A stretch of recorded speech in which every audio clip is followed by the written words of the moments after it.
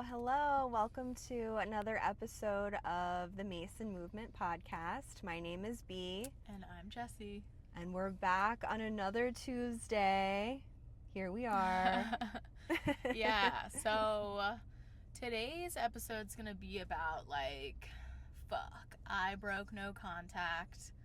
I'm feeling a lot of guilt, a lot of shame, like I'm back at square one again. What do I do? And why do I keep doing this to myself? So, just to start it off, number one, first and foremost, if you don't get anything else from this podcast, I think this is the number one thing that we want you to really soak in, is that you didn't fuck it up. Sometimes breaking the no contact rule with your ex-partner is actually a part of your process. So all of that potential guilt and shame that you're feeling and judgment, let that go, girl. Let it go. Let it go. And also just knowing that, yeah, this is like all a part of the process. Like Bea was saying, like sometimes, I've been there.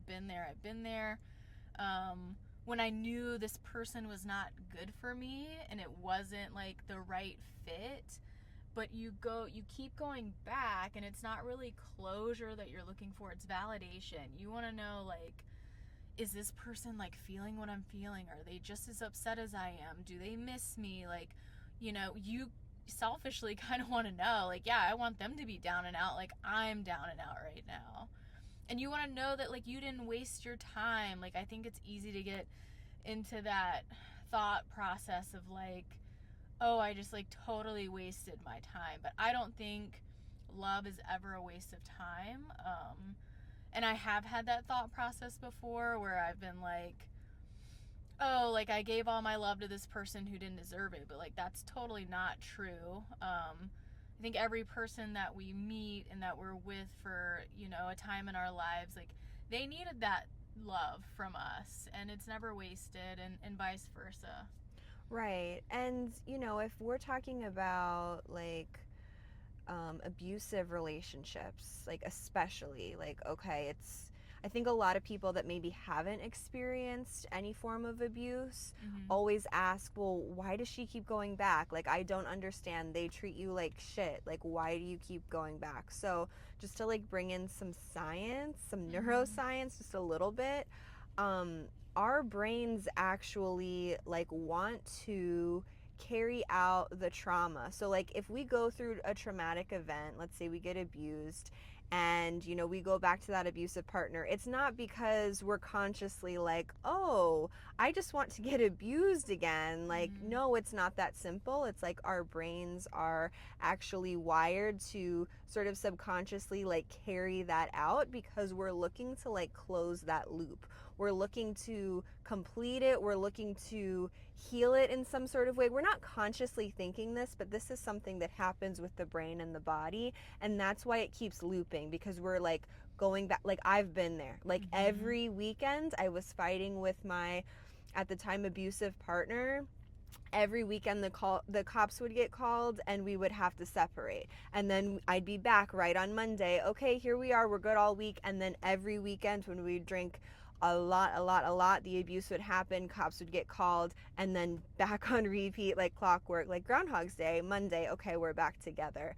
I, of course, wasn't treating myself really great at the time. I didn't love myself at all. Like, that all factored into it. But also my brain was looking to complete something. And obviously when you're in that cycle, that's just not going to happen. So, sometimes it takes something very devastating to actually like finally get off the wheel. 1,000%. Yeah. Like, I feel like I had to be traumatized a little bit to like wake up, wake up, get out of this, like there's always that, I think, final straw, Yeah. like that just like final, like, okay, I'm fully awake right now and I'm not going to tolerate this anymore. And I think it's important too to remember, like, these people that you find yourself with, and it may be really toxic, and you keep going back again and again, and then like once you finally get out of it, like, just going back to where I was saying, like, nothing, no relationship that you've been in is a waste of time. Like, this is also giving you, you know, like lessons for the future, like what I will and won't tolerate in future relationships. So it's just like more stuff to put in your toolkit when you're on the hunt again for Yeah. someone. Yeah, that's 100% true. You know, and I was listening to a woman talk today that I follow on Instagram, and she was talking about how everything in our life, basically, like even the most traumatic of times, the most horrible of times, it all happens for us. Like things aren't happening to us. Mm-hmm. They're happening for us. So repeat that in your mind, really allow that to sink into your body, because that's a big one to digest. That gets us out of the victim mode.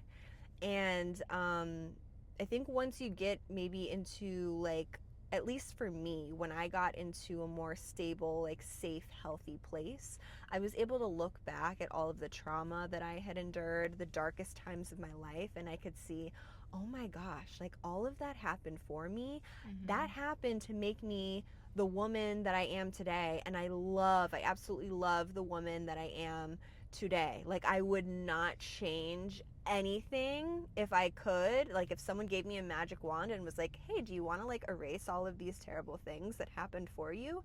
Absolutely not. Like, no, like this is what made me who I am. So just know, if you're not feeling that yet, just know that however long it takes, a future version of you will thank you and will help you to realize that in time. 100%.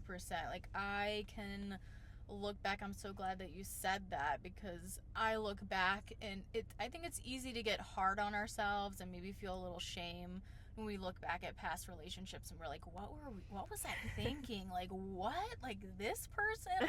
You know, like I was devastated by them, you know? Like, I let this person like fuck me up in the head. Like, no. But I wouldn't be who I am today without having gone through those really traumatic times or difficult times, or getting caught in those loops. And like, I wouldn't have attracted like my life partner either. Like, I had to go through those things. They truly did help shape me and mold me into the person that I am now, which in turn attracted like my life partner. Right, right. That's good perspective. The other thing that I wanted to mention, which I thought is really, really powerful, is that like you are deserving of keeping promises to yourself. So if you promise yourself that you're not going to contact this person because you know they're not good for you, they're not in your highest, they're really not the one, as badly as maybe you want them to be, or you thought that they were, you just know that they're not, you are worthy of your word. So allow yourself to keep that promise to you. And if it happens, you know, that you break the no contact, okay, then what's like a maybe more realistic promise that you can keep to yourself? Maybe it is, hey, no, I don't want any contact with this person. I really need to stop because it's not healthy for me. Okay, then be worthy of that. Or maybe it's, you know, a little bit something different depending on your circumstance. 100%. I couldn't agree more. I love that. Like, keeping those promises to yourself. And also just like, I think, you know, a lot of people, I think it's just like an old what's the word I'm looking Paradigm? for? Concept? Yeah, like concept, like closure, like, oh, I need closure. Like, no, like, you don't need closure from that person who has hurt you and who has put you through like really terrible things, and who, you know, like is manipulative. Like, you don't need closure from that person. You can give yourself the closure that you need. If that relationship was real and true for you, then that's all that matters. You don't need to hear that from this other person. Yeah, because you're probably not You're not. going to Yeah. hear it from them. Whatever closure that you may be seeking, whenever I've sought that out from people, they've always let me down. So, like, no expectations with that.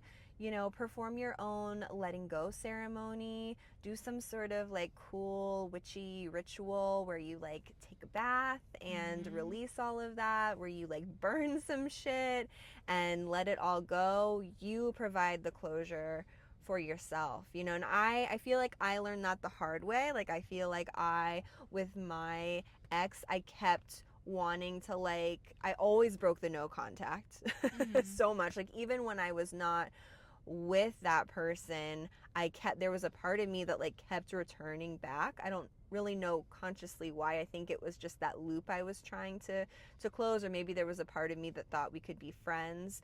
But once I finally made that commitment to myself, and then I did a ritual to like really break free from that person, oh my gosh, it was kind of like I created a stronger bubble around me. And that person, you know, they would reach out to me quite a bit too. And then eventually they stopped. And I was like, what? Like, what's going on? Like, usually they're always coming back around, but no. So, yeah, the power of ritual cannot be underestimated.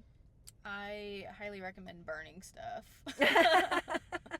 Yeah, I mean, like, write a letter to maybe them, or, you know, to yourself about the relationship, and just like burn it down, release it, cut those ties, and you will find that, yeah, they're not contacting you as much. You know, the more that you release them, the more that they go away.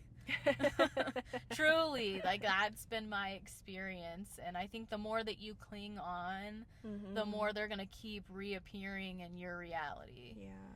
Yeah, so we just support you in intending to break free from that person, if that's, you know, for your highest good.